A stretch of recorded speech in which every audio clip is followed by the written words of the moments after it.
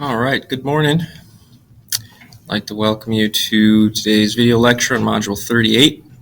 As you can see here are some of our learning targets for today. Main focus will be the primary drive of hunger. We want to look at how hunger is controlled in the brain, which is the biological basis for eating, some of the external and cultural influences on hunger, as well as the topic of eating disorders. So to get us started here, let's look at some of the biological factors of hunger. One of the first things we know, reasons why we get hungry, I guess, is because our body simply needs energy. And in this case, the energy comes in the form of glucose, blood sugar.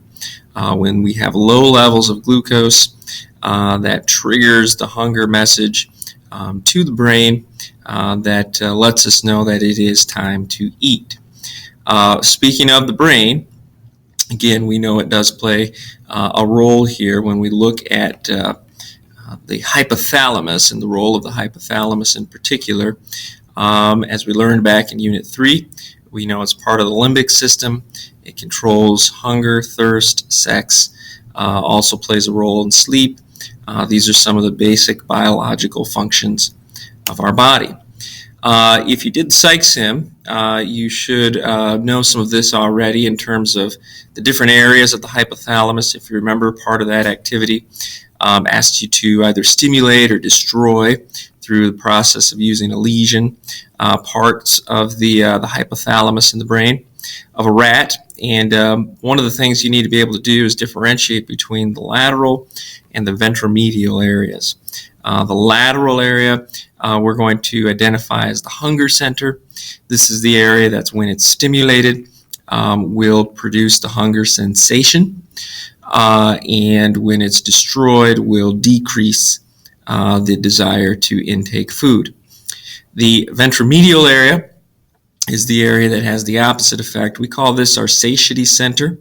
When this area is stimulated, it produces the feeling of being full, and when it's destroyed, it does not allow that feeling to be produced, and in the case of the rat just continued to eat and eat and eat because it never felt full.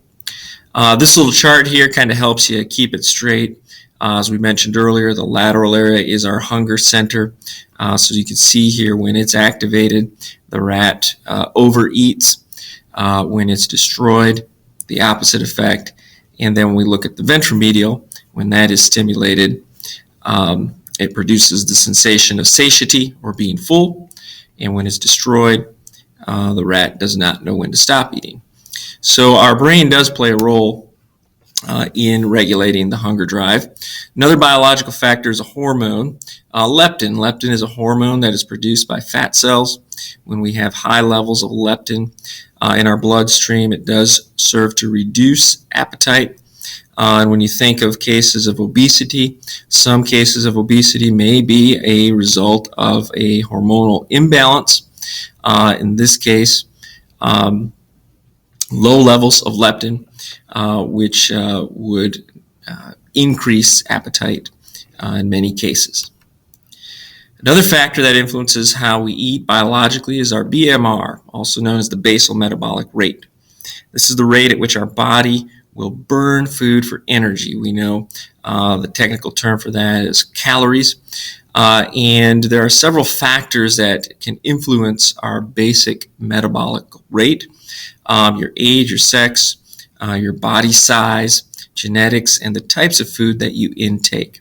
Certain foods are more naturally broken down. Obviously, your fruits and your vegetables and foods that we can find in nature.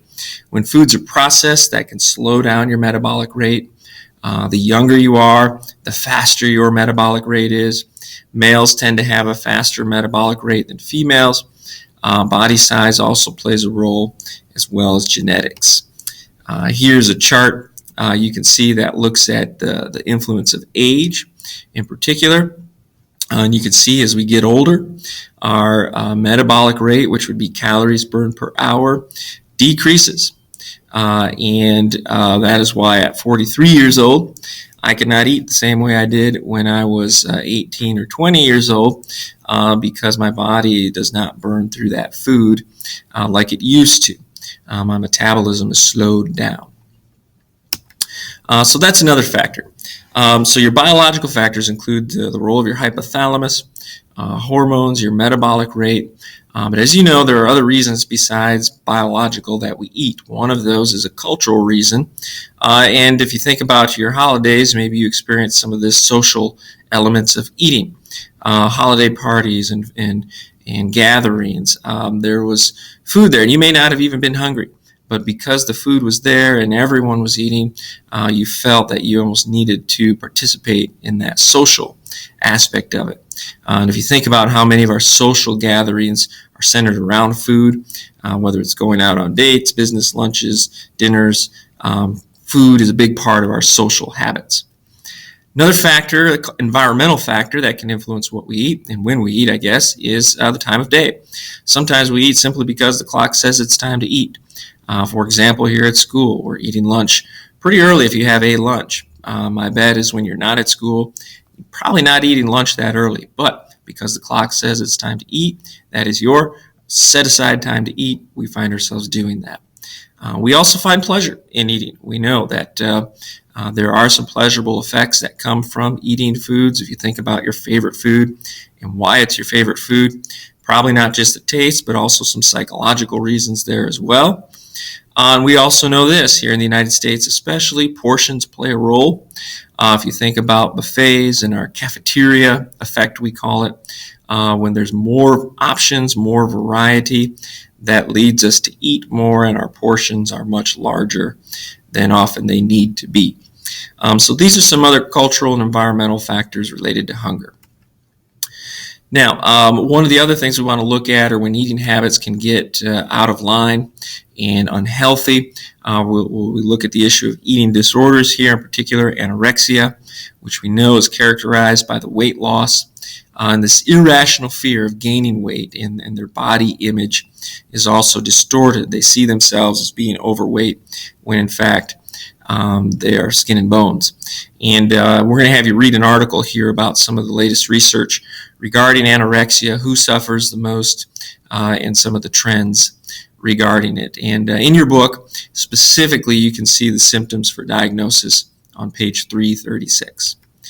Another eating disorder is bulimia, very similar to anorexia in the sense that there is this fear of gaining weight. But bulimia is often characterized by the binging and the purging, which is the overeating, followed by the purging, such as self-induced vomiting or the use of laxatives. Again, you can see the specific criteria on page 336. Obesity is kind of the other end of the spectrum. We know this in the United States in particular. There is an issue with obesity. The technical definition to be considered mildly obese is roughly 20% over one's ideal body weight. In cases where there's over 100% over their ideal body weight, we would call that morbid obesity. There is a video clip that I will be putting up here on Google Classroom as well that just gives you kind of a case study about an individual who dealt with this issue of obesity, ended up having a gastric bypass surgery, and that did help him get his obesity under control. But that was just the physical component. There were also many psychological effects to having dealt with that weight issue and having lost all that weight as well. So you can take a look at that, and as you do, consider these questions here about Brad. All right, that concludes our video lecture for today. At this point, you can head on into the article and the questions that I have for you on Google Classroom regarding anorexia. Thank you.